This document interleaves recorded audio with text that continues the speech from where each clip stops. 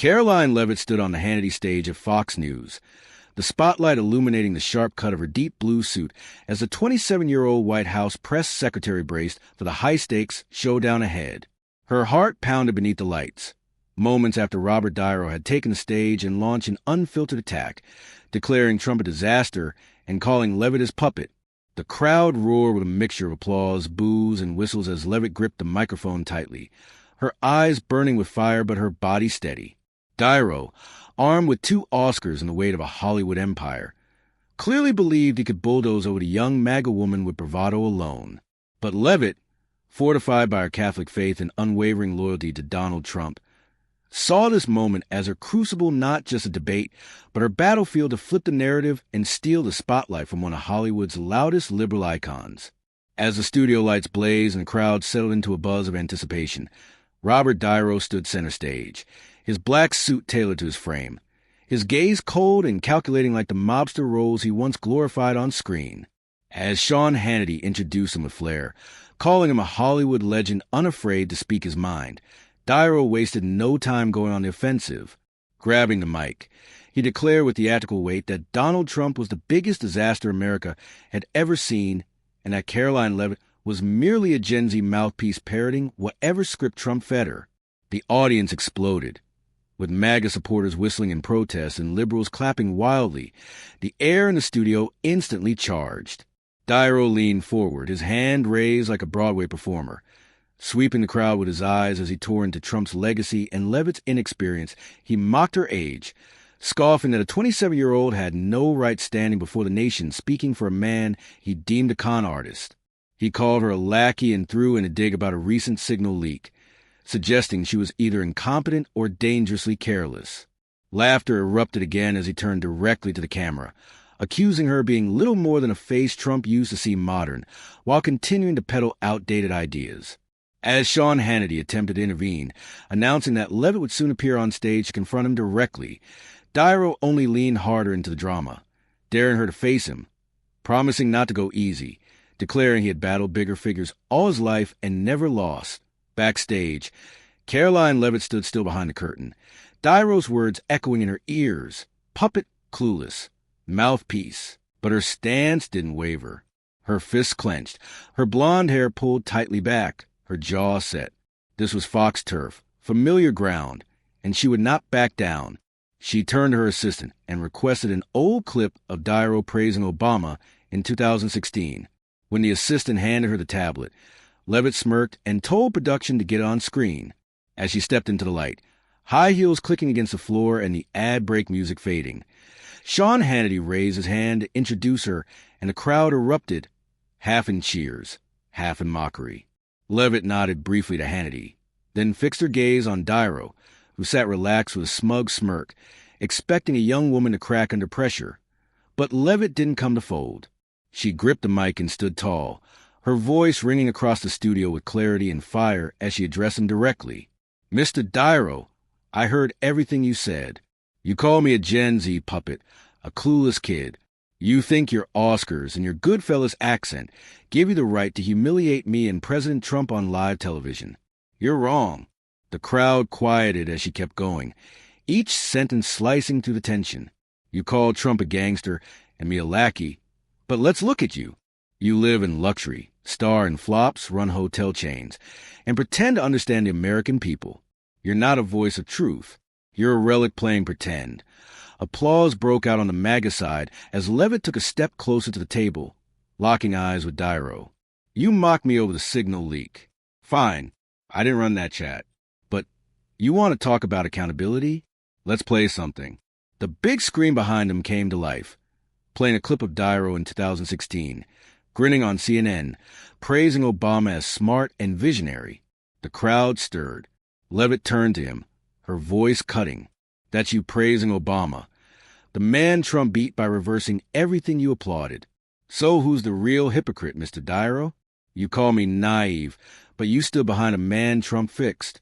I may be young, but at least I'm honest. I know where I stand." The studio shook with applause, MAGA fans rising to their feet. De Niro, clearly taken aback, gripped his chair, his face flushing as he opened his mouth to speak. But Leavitt cut him off again. You say I'm a puppet. No, sir. I'm here because I believe in what we're doing. We're fixing the economy. We're securing the border. We're restoring pride in our flag. Who do you represent besides Hollywood elites and overpriced restaurants? You grew up in Little Italy? I grew up in New Hampshire, in a middle-class home with working parents who taught me to speak up when it matters. And today, I'm doing just that. She let the final words hang in the air, the crowd exploding once more as phones recorded every second, headlines already writing themselves before the next commercial break. Karoline Leavitt hadn't just answered Robert De Niro. She had dismantled his performance, silenced the smirk, and turned the stage from his domain into hers. The studio was electric as the chants began, a surging roar of Karoline, Karoline erupting from the MAGA crowd, like a wave crashing through the room. The energy was raw and untamed, the people on their feet, shouting, clapping, claiming the moment. Hannity laughed, raising a hand as if to steady the chaos. But Karoline Leavitt wasn't done, not even close. She stepped forward, eyes blazing, pointing straight at Robert De Niro with the certainty of a woman who knew exactly what she stood for. You mock my faith, she said. You say I pray to cover for Trump, but I pray for strength, the kind of strength you'll never understand because you only play tough on screen.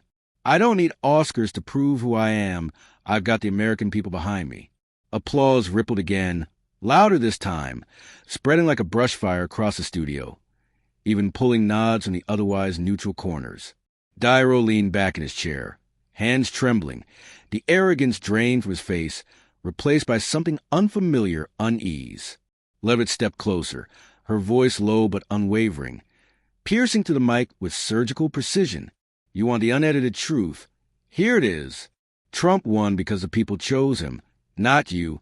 I'm 27, but I've worked for him since college, from the White House to the campaign. I'm not a puppet. I'm a voice for millions. And you're done. The crowd gasped as her words cut through the air.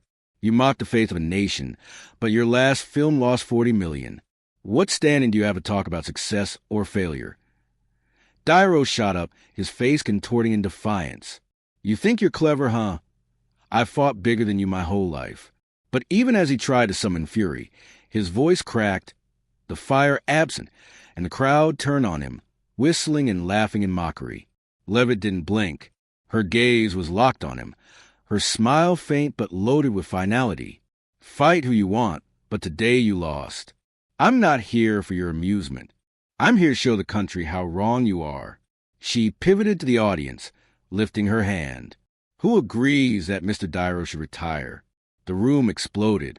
The sound was thunder. Clapping, cheering, whistling. A victory symphony. Hannity jumped up, clapping and laughing. Karoline, you just made the stage yours. She returned to her seat, legs crossed, eyes steady as she stared down the man across from her. De Niro sat there, red-faced, and gripped the armrests like a man holding on to what remained of his pride. You're good, he muttered, just loud enough for the mic to pick up, but I'm not done. Leavitt only shrugged. Neither am I, Mr. De Niro. Ask away, if you dare. The Fox News clip went live seconds later, a brutal highlight reel of Leavitt's takedown. Her line, "You're done," paired with the old video of De Niro praising Obama, was instant ammunition. The hashtag Leavitt Frees De Niro ignited on X. Views skyrocketed. Reactions poured in. De Niro, blindsided, sat frozen in his chair, the counterpunch still echoing in his ears. It wasn't just a comeback. It was destruction. Karoline Leavitt, young, sharp, loyal to Trump, had just eviscerated a Hollywood legend on live television. Across from her, Robert De Niro, hands clenched, his entire 81-year-old legacy cracking under the weight of her words. You live in luxury mansions, she had said. Each syllable landed like a slap. Hannity, still caught in the middle, turned with a chuckle. Bob, got anything left? She just lit this place up. But De Niro didn't laugh. He stood slowly, pointing, his voice trembling, but tried to hold on to the old bravado. You think you're smart, kid? You dare stand here using old clips to lecture me? Who do you think you are to say I'm done? The crowd quieted for a beat, waiting. But the punch never came. Leavitt stayed still, calm, her legs crossed like a queen on a throne. Dairo's tone shifted again. You're Trump's puppet. I was right. You're 27, haven't lived enough to know what's what, and you dare teach me truth on Fox News. I've seen Trump, he's a menace, and you're just his megaphone. The MAGA side erupted into whistles and jeers. Sit down, Bob, someone shouted. Dairo spun toward the crowd, eyes wild. You want me quiet? I won't shut up. But his voice betrayed him, cracked and uncertain. Hannity stepped in, trying to lower the heat. Bob, she brought receipts. You got a response. Dairo pointed at the now blank screen. An old clip. So what? I can change my mind. I'm not a puppet, like her reading Trump's script. But the crowd roared back louder, drowning him. Someone shouted, You really done now, Bobby? Leavitt leaned forward, voice cutting through. You want to talk about scripts? I don't need anyone writing my words. But you, Mr. Dairo, you've lived off scripts your whole life. From The Godfather to The Irishman. I'm here because I believe in what I say. The crowd clapped again, bigger now. Dairo's hands trembled, face reddened to a boiling point. Don't get cocky with me, he barked. I built my career from nothing, from Little Italy, not thanks to Trump or Fox. I've got movies, I've got weight. What do you have? Just a mouth reading his orders. But the noise had turned against him. More laughter. Another taunt. The Alto Knights lost $40 million, Bob. Hannity leaned back, still laughing. Karoline, you've got him fired up. Dairo's voice turned sharp. She's not firing me up. She's just an arrogant kid. I've been fighting Trump since she was in diapers. I stood outside his courthouse. I spoke to the people. She just prays and covers up. But the line fell flat. And Leavitt answered, soft and deadly. I pray for strength, Mr. Dairo. What do you pray for when your film flops? Laughter blasted through the studio. Dairo stepped back, shaken, dropped the mic on the table. His eyes were empty. The commercial break came, but the battle wasn't over. When the cameras came back, Dairo sat stiffly, trying to collect himself. I'm not done, he said quietly. You want to play this game? I'll show the country who you really are, a childish opportunist. But the audience had turned. Hannity gave a half shrug. Bob, she scored points. What V you got? Dairo paused. I don't need to turn it around. I'm Robert Dairo, and she's nothing. After the show, he stormed out of the studio, his team trailing behind. He got in the car, phone in hand, and fired off a tweet. Karoline Leavitt is arrogant, but Trump's still the real danger. I didn't lose today. The tweet landed with a thud. The first reply? You lost, Bob. Go retire. His hands shook. The next day, he went on CNN, tried to salvage it.